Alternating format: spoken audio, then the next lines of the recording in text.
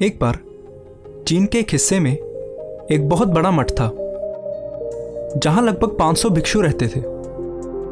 वो सभी अपने गुरु के मार्गदर्शन में खुद को जानने का अभ्यास कर रहे थे। एक दिन एक लड़का उस मठ में शिष्य बनने के लिए आया। उसने मास्टर से कहा, मास्टर, मैं खुद को जानना चाहता हूं। मैं सच की तलाश कर रहा हूं। मैं पता लगाना चाहता हूं कि सच क्या है। मास्टर ने उसकी ओर देखा और कहा कि अगर तुम सच जानना चाहते हो तो तुम्हें अपना पूरा जीवन दांव पर लगाना होगा। सच को जानने में तुम्हारा पूरा जीवन लग सकता है और फिर भी इस बात की कोई गारंटी नहीं है कि इस जीवन काल में तुम्हें सच का पता लगेगा या नहीं। क्या तुम इसके लिए तैयार हो?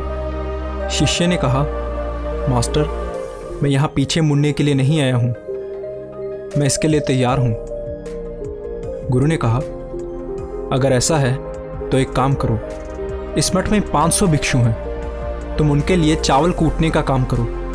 बस सुबह से शाम तक चावल को कूटते रहो। जब तुम थक जाओ तो सोने चले जाओ और फिर अगली सुबह उठकर चावल कूटना शुरू कर दो। इसके अलावा कुछ और मत करना, किसी और चीज़ के बारे में मत सोचना। बस इस रास्ते पर चलते रहना और दोबारा मेरे पास मत आना। ज़रूरत पड़ने पर मैं खुद तुम्हारे पास आऊँगा। उस लड़के ने गुरु के आदेश का पालन करते हुए चावल कूटना शुरू कर दिया। उस मठ में 500 शिष्य थे। उन सभी को समय समय पर भोजन की आवश्यकता पड़ती थी, इसलिए वो सुबह बहुत जल्दी उठ जाता था और देर रात तक चावल कूटता रहता था। जब वो थक जाता तो उसी कमरे में सो जाता जहां वो चावल कूटता था। वो किसी से बात नहीं करता था और ना ही कोई उसके पास बात करने आता था।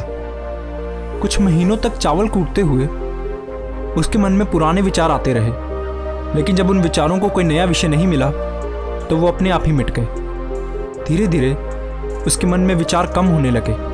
कुछ सालों के बाद तो वो अपना नाम तक भूल गया। वो हमेशा चुप रहता और विचारहीन अवस्था में बस चावल कूटता रहता। उसने ना तो कभी ध्यान किया था और ना ही कभी कोई शास्त्र पढ़ा था। मठ के बाकी शिष्य उसे मूर्ख समझते थे। ऐसा करते हुए 12 साल बीत गए। 12 साल बाद एक दिन मास्टर ने घोषणा की कि अब मेरा आखिरी समय आ रहा है और मुझे अपना उत्तराधिकारी चुनना है जो मेरे बाद इस मठ का मुखिया होगा। इसलिए मेरा कोई भी शिष्य जिसे लगता है कि उसे आत्म साक्षात्कार हो गया है और उसने खुद को जान लिया है, वो रात को मेरे दरवाजे के पास आकर इस दीवार पर कुछ पंक्तियां लिखे जिसमें उसकी जिंदगी का सारा अनुभव समाया हो। कई शिष्यों ने ऐसा करने के बारे में सोचा। मठ के प्रमुख शिष्यों में से एक ने वहां जाकर कुछ पंक्तियां लिखी। उसे बौद्ध धर्म ग्रंथों का बहुत ज्ञान था। सभी शिष्यों को लगता था कि वो इस मठ का उत्तराधिकारी बन सकता है। उसने लिखा था कि मन एक दर्पण की तरह है जिस पर विचारों और इच्छाओं की धूल जमा हो जाती है। इस धूल को हटाने के लिए ही ध्यान है। जिसकी धूल हट जाती है और मन का दर्पण साफ हो जाता है, वो मोक्ष को प्राप्त कर लेता है।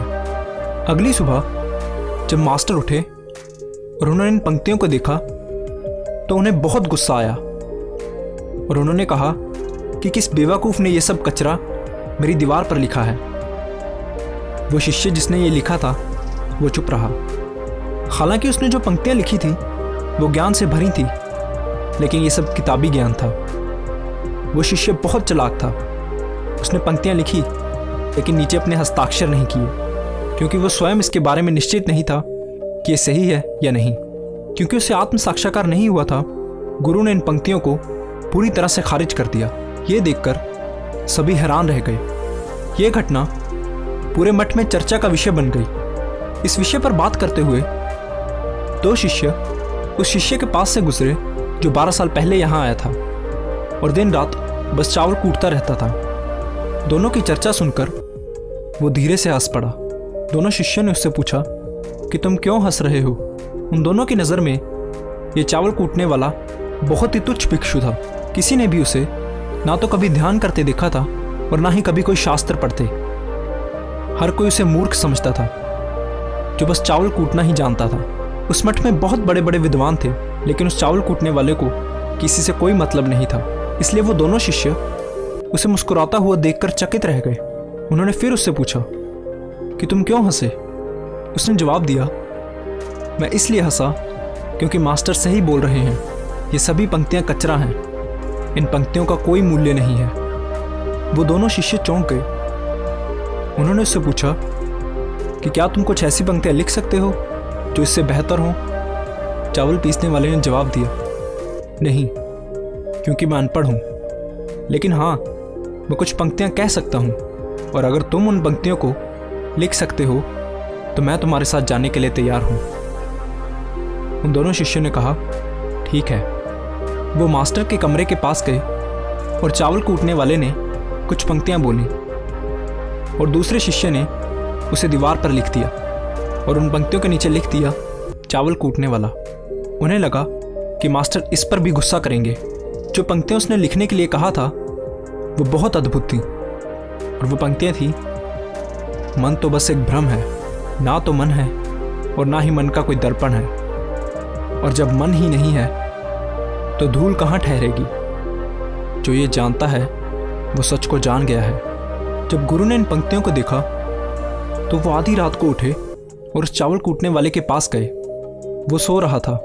मास्टर ने उसे जगाया और कहा कि ये लो, मेरी छड़ी और मेरे वस्त्र ले लो, आज से तुम मेरे उत्तराधिकारी हो, लेकिन अभी इस मठ को छोड़कर दूर चले जाओ, क्योंकि इस मठ में बहुत सारे विद्वान हैं जो खुद को तुमसे श्रेष्ठ मानते हैं। वो तुम्हें मार देंगे, क्योंकि वो इस बात को बर्दाश्त नहीं कर सकते कि एक साधारण सा चावल कूटने वाला उनसे ज़्यादा विद्वान निकला। तुम्हें वो सारा ज्ञान हो गया है जो मुझे है, और तुम्हें ये केवल चावल कूटते कूटते हुआ है। और मुझे पता है कि तुम जहाँ भी जाओगे लोग तुम्हारे पास आने लगेंगे, क्योंकि जब कोई फूल खिलता है तो उसकी महक हर तरफ फैलने लगती है। उसने अपने गुरु के पैर छुए और रात को ही वहाँ से चला गया। अगर हम अपनी ज़िंदगी में देखें तो पाएंगे कि बहुत से लोग सोचते हैं कि ध्यान केवल एक जगह बैठकर आंखें बंद कर कर ही किया जा सकता है, लेकिन हकीकत में ऐसा नहीं है। ध्यान तो चलते चलते भी किया जा सकता है, या अपना कुछ काम करते हुए भी ध्यान किया जा सकता है। असल में ध्यान का मतलब ये है कि आप जो भी काम कर रहे हैं उसे इतनी शिद्दत से करें कि आपको अपने शरीर का ख्याल भी ना रहे। बिल्कुल उस चावल पीसने वाले की तरह, जो चावल कूटने में इतना मगन हो गया कि उसे खुद का कुछ ख्याल ही नहीं रहा। चावल कूटते हुए ही उसने आत्म साक्षात्कार प्राप्त कर लिया। इसी तरह ज़ेन का अर्थ है हर समय वर्तमान में रहना और कुछ नहीं सोचना, क्योंकि मन तब तक ही है जब तक विचार है। जब विचार नहीं रहेंगे तो मन भी गायब हो जाएगा, और जब मन ही नहीं रहेगा तभी केवल तुम अपने आप को अच्छे से जान पाओगे।